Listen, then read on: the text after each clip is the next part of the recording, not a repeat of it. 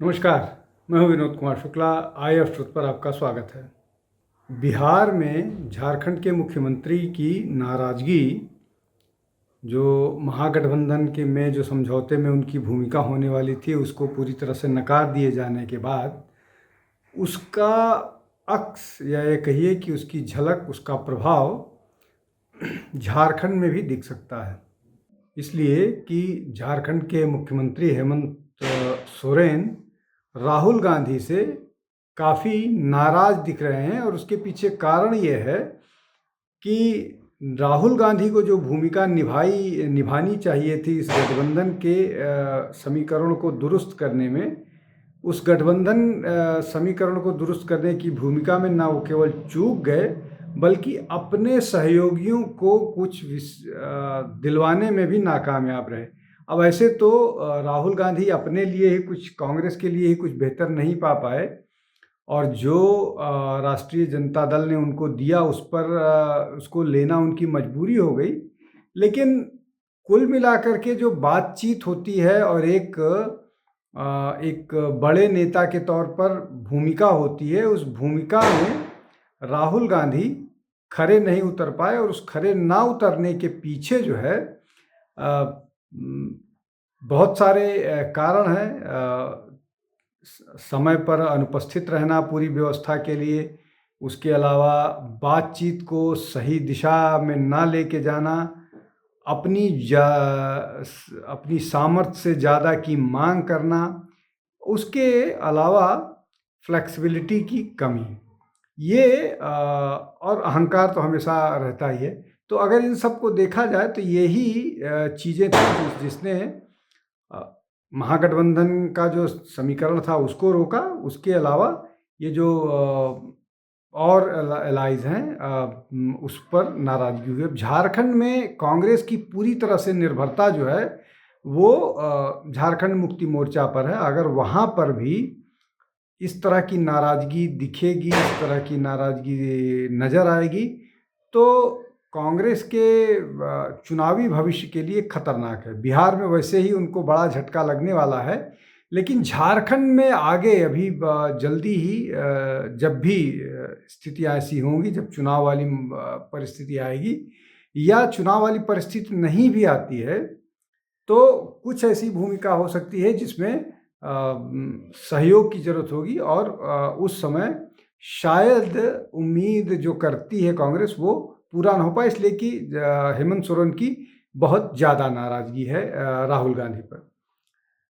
दूसरा जो विषय आज चर्चा में है वो ये है कि पाकिस्तान में उनके जो इंटरनल डिस्टर्बेंसेस हैं वो लंबे समय से चल रहे हैं। वहाँ खैबर पख्तूनख्वा में वह चल रहा है विरोध, वहाँ बलूचिस्तान में चल रहा है, वहाँ सिंध में चल रहा है। लेकिन ये खबरें पुरानी हैं। नई बात यह है कि सलमान खान जो सामान्यतः राजनीतिक बातें नहीं करते हैं, एंटरटेनर हैं, उन्होंने बलूचिस्तान को लेकर के सऊदी अरबिया में जिस तरह की बात की है, जिस तरह का बयान दिया, वो निश्चित तौर पर न केवल मिडिल ईस्ट में, पाकिस्तान में, बल्कि भारत में भी बहुत सारे लोगों के उसने कान खड़े कर दिए।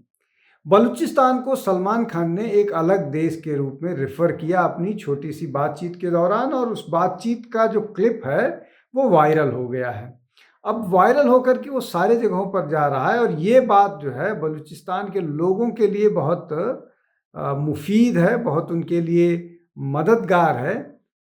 बलूचिस्तान का इतिहास सबको मालूम है। पुराना कलात जो है वो बलूचिस्तान होता था। खान ऑफ कलात को धोखा देकर के जिन्ना ने बलूचिस्तान को छीन लिया था। बलूचिस्तान की को एक अलग देश के रूप में मान्यता नहीं होने दी थी, और उसके बाद से ही बलूचिस्तान अपने स्वतंत्रता की लड़ाई लड़ता है। लगभग 260-70 दिन तक बलूचिस्तान जो है वो 47 के बाद एक अलग देश के रूप में रहा है। उसके बाद से वो लगातार अपनी लड़ाई लड़ रहा है, और अब जिस तरह के हालात पाकिस्तान में हैं उसमें ऐसा लग रहा है कि बलूचिस्तान को जल्द ही कामयाबी मिल जाएगी।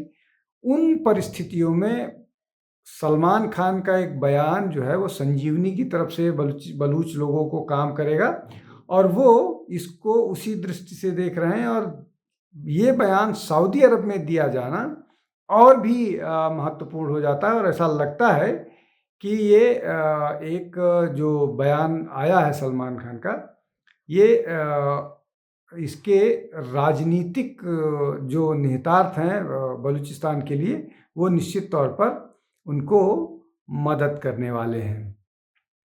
तीसरा जो विषय है वो संघ को लेकर के कर्नाटक में लंबे समय से इस तरह की बात चल रही है। जैसे जो कर्नाटक सरकार में मंत्री हैं और कांग्रेस के राष्ट्रीय अध्यक्ष मल्लिकार्जुन खड़गे के सुपुत्र प्रियंक खड़गे जो हैं, उन्होंने कांग्रेस को प्रतिबंधित करने की मांग की है कि कांग्रेस पर प्रतिबंध लगाया जाना चाहिए। कांग्रेस के कार्यक्रमों में भागीदारी लोगों की नहीं होनी चाहिए। लोगों को उसमें जो सरकारी ज़मीन या सरकारी क्षेत्र हैं, वहाँ पर कांग्रेस को किसी तरह का कार्यक्रम करने की अनुमति नहीं दी जानी चाहिए। इसको लेकर के जो कर्नाटक के मुख्यमंत्री हैं सिद्धारमैया, उन्होंने चीफ सेक्रेटरी शालिनी रजनीश को कहा था कि इसका जो तमिलनाडु मॉडल है उसको देखिए कि उसको किस तरह से यहाँ पर इम्प्लीमेंट किया जा सकता है। अब इसको ले करके बहुत सारे मसले उठ रहे थे कि क्या ये लागू हो सकता है कि नहीं हो सकता है। उसके बाद जो 2 नवंबर को राष्ट्रीय स्वयंसेवक संघ की एक रैली जो है जिसको बोलते हैं, वो आयोजित होनी थी प्रियंक खड़गे की ही कॉन्स्टिट्यूएंसी में, चितपुर में। अब चितपुर में जो आयोजित होनी है तो उसको लेकर के परमिशन नहीं मिली, तहसीलदार ने परमिशन नहीं दी, ये कहते हुए कि वहाँ से 2 और संगठन हैं जो अपना मार्च निकालना चाहते हैं, इसलिए इनको परमिशन नहीं दी जाएगी। लेकिन ये मामला अदालत में चला गया। अदालत ने परमिशन दी, लेकिन फिर उसके बाद इसमें एक बड़ी अदालत ने, हाई कोर्ट ने उनको बोला कि आप 24 तारीख तक इसमें ऑफिशियल्स को अपनी रिपोर्ट सबमिट करने को कहा गया है। हालांकि जो प्रियंक खड़गे हैं वो लगातार सफाई देने की कोशिश कर रहे हैं कि वो इस मामले में कोई इंटरफेयर नहीं करेंगे, लेकिन वो राजनीतिक बयानबाजी संघ के खिलाफ करते रहे हैं। अब 24 तारीख को इस मामले में अधिकारियों को अपना जो है अपनी रिपोर्ट सबमिट करनी है कि आरएसएस को अलाउ किया जाए। हाई कोर्ट में ये करना है, आरएसएस को इस मार्च के लिए अलाउ किया जाए या न किया जाए। लेकिन जिस तरह से आरएसएस के खिलाफ कैंपेन चल रहा है कर्नाटक में और तमिलनाडु में, 2 प्रदेशों में, हालांकि कर्नाटक में संघ बहुत मजबूत है, उनकी शाखाएं बहुत मजबूत हैं, लोग मजबूत हैं और वहाँ बीजेपी की सरकार कई बार रह चुकी है। उन परिस्थितियों में निश्चित तौर पर ये बड़ा मुश्किल होने वाला है कि संघ के कार्यक्रमों को पूरी तरह से प्रतिबंधित किया जाए, इसलिए कि बहुत सारे और ऐसे संगठन हैं जो सरकारी ज़मीन पर अपने कार्यक्रम आयोजित करते रहें। परमिशन लेने की बात अलग हो सकती है कि आप पहले परमिशन लीजिए तो कीजिए, लेकिन ये जो संघ के खिलाफ एक कैंपेन चल रहा है, वो कैंपेन निश्चित तौर पर उसमें राहुल गांधी का अपना एक से तो होता ही है। हमेशा राहुल गांधी खुद कांग्रेस की संघ के खिलाफ बोलते रहते हैं, लेकिन कुल मिलाकर के ऐसा न हो कि ये जो है कांग्रेस के लिए चुनाव में मुश्किल पैदा कर दे। तो आज के लिए बस इतना ही। आप हमारे साथ जुड़ते रहिए। बहुत बहुत धन्यवाद। नमस्कार। हमारे चैनल आई ऑफ ट्रुथ को सब्सक्राइब कीजिए YouTube पर, इसे फॉलो कीजिए Facebook पर, Instagram पर, Twitter पर और कू पर। हमारे चैनल के बारे में फीडबैक देने के लिए हमें मेल कीजिए ioftruth.6@gmail.com पर।